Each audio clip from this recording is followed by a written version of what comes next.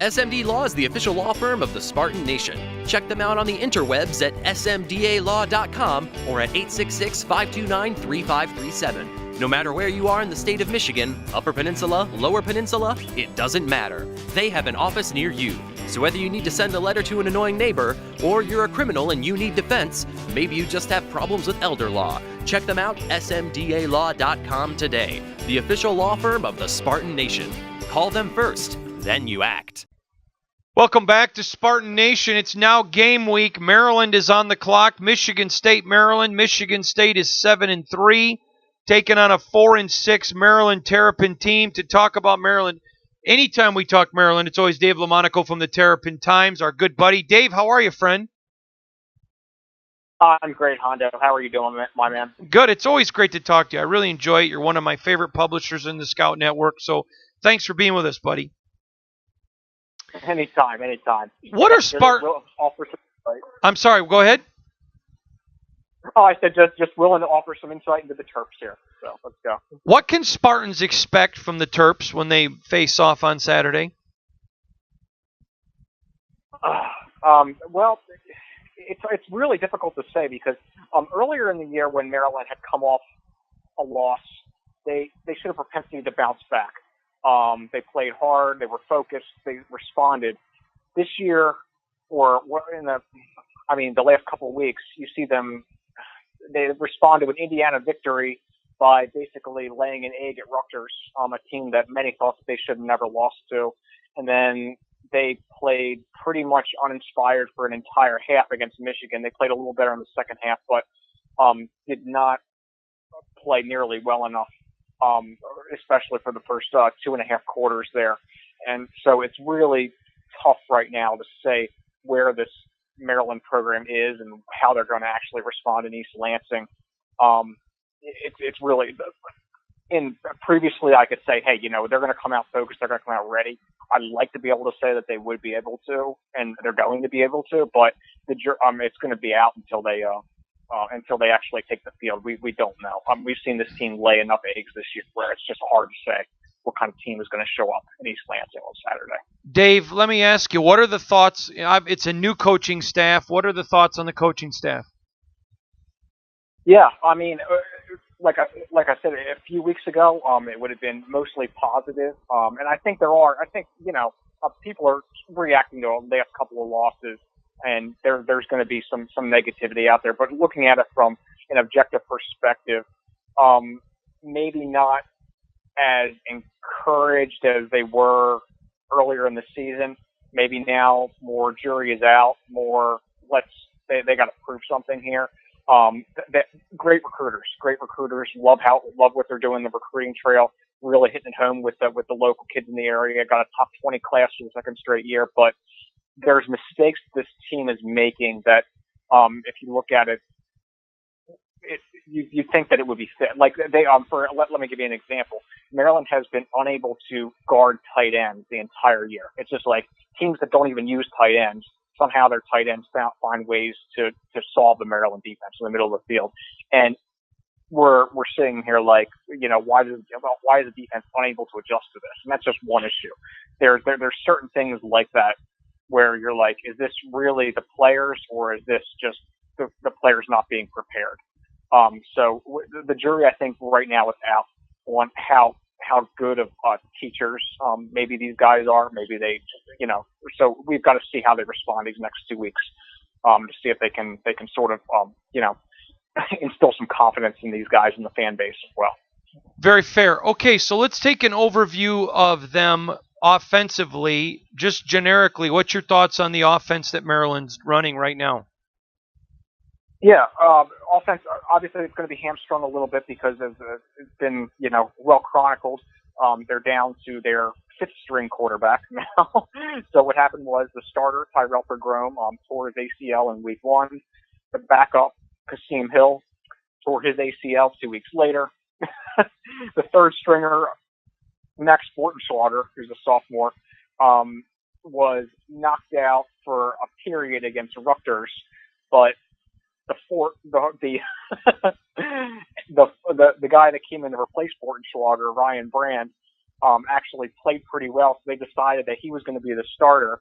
And for the next week, so Ryan Brand, who was actually the fifth stringer entering the season, is now the starter. The fourth stringer, Caleb Henderson, has fallen out of favor with the staff, and he's sort of been passed over. So they're going with a 5'10" junior college transfer, originally from Detroit. And he actually didn't do too bad in the second half against Michigan. He's only 5'10", but he actually stood tall in the pocket and made some good decisions. And he can, he can do the zone read. He can complete short intermediate passes. He's not going to, air the ball out or anything like that, but he can at least lead the offense, to an extent. Obviously the jury's still out. He's only been playing for a game and a half. So you're going to see some spread elements there, some zone read, and short, quick passes. That's basically what you're going to see there. And then Maryland's always going to rely on its running game. That's its strength.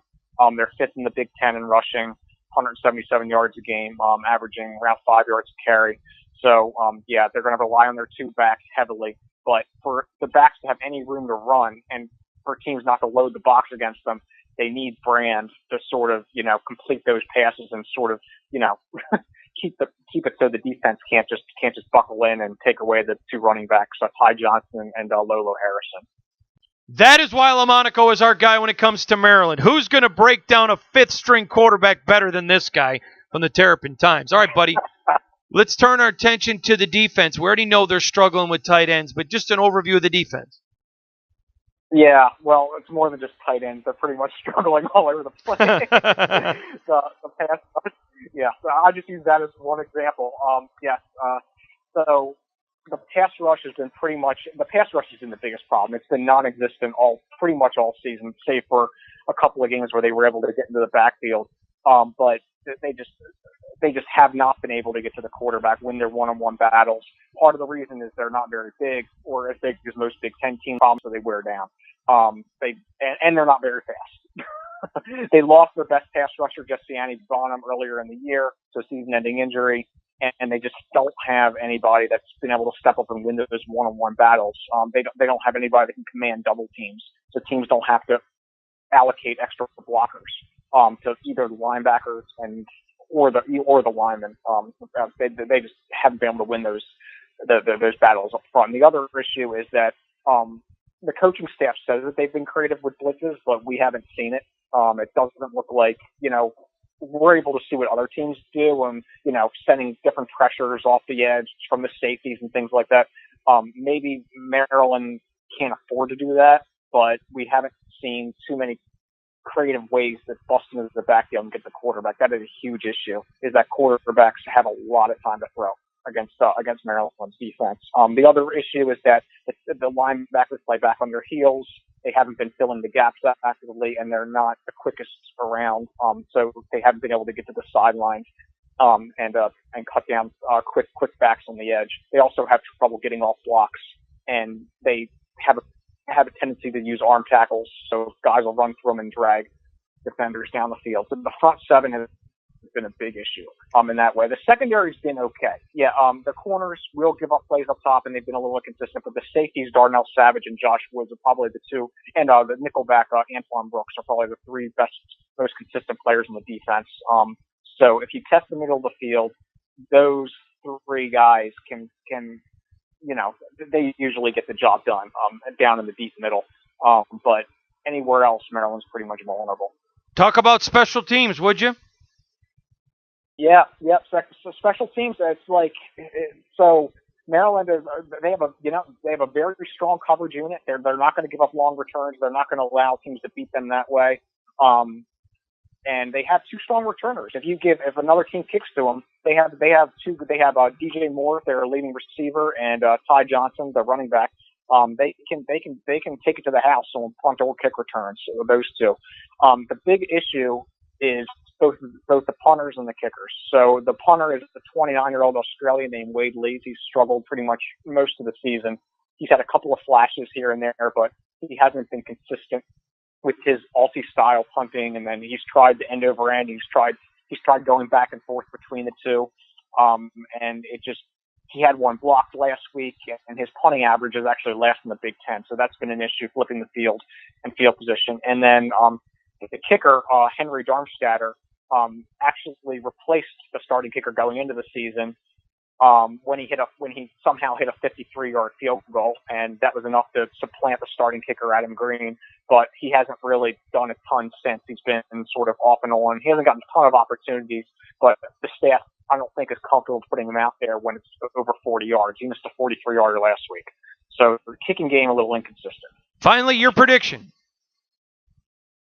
Yeah, I think, like I said, it depends if Maryland has played tough and focused a couple times this year, and they've surprised some teams. They beat Minnesota on the road, which is a big surprise.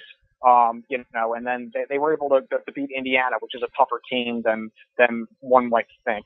And so and you'd like to think that maybe they could sort of summon that and get back to it and play with their hair on fire, play tough and physical, play downhill.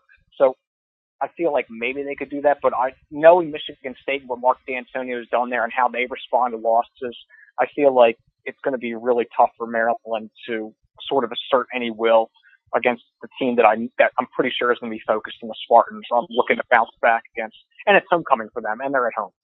So I think Michigan State probably wins by, I don't know, 3 touchdowns or something like that. I think I sent you 30-10, but it could be anywhere around there. There could be 4 touchdowns, but I fully expect the Spartans to come out on top by at least a couple scores.